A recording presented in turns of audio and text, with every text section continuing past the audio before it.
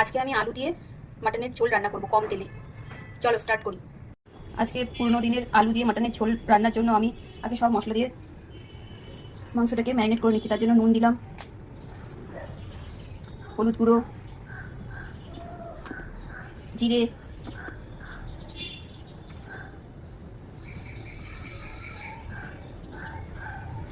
লঙ্কা, কাশ্মীরি লঙ্কা আর আদা, রসুন, পেঁয়াজ এগুলো একসাথে পেস্ট করে রেখেছিলাম।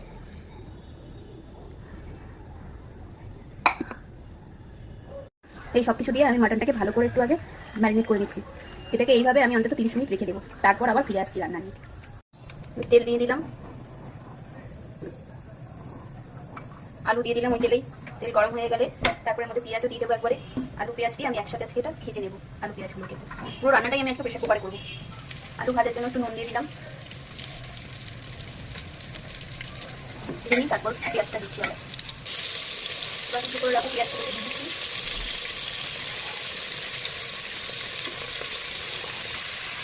এবার আমি আলু পেঁয়াজগুলোকে একটু নেড়ে ফেলে হালকা লাল করে একটু ভেজে নেবো। আলু পেঁয়াজটা অনেকটা ভাজা হয়ে গেছে।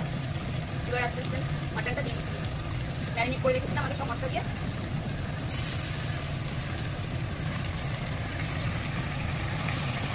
এবার আমি এই আলু মাটন একসাথে সব কিছু দিয়ে ভালোভাবে প্রেসার কুকারের মধ্যে আমি একটু মাটনটাকে কষিয়ে দেবো। আমি কিন্তু আজকে মাটনটা অনেক কম তেলে রান্না করছি বন্ধুরা। এটা স্বাস্থ্যের জন্য ভালো, কিন্তু খেতেও ভালো হয়।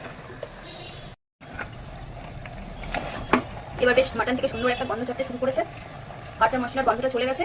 এইভাবে আমি কিছুক্ষণ কষিয়ে নিয়েছি। আবার আরেকটু কষিয়ে নিই, তারপর আমি এর মধ্যে গ্রেভির জন্য জল দিয়ে দিই। আমার কষানোটা হয়ে গেছে। এবার আমি এর মধ্যে গ্রেভির জন্য জল দিয়ে দেবো। জল দিয়ে দিচ্ছি, দিয়ে প্রেসার কুকার বন্ধ করে 3টে হুইসেল দেবো কম আছে। এবার প্রেসার কুকারটা সিটির জন্য বন্ধ করে দিচ্ছি, তারপর দিয়ে ফিরে আসছি আবার।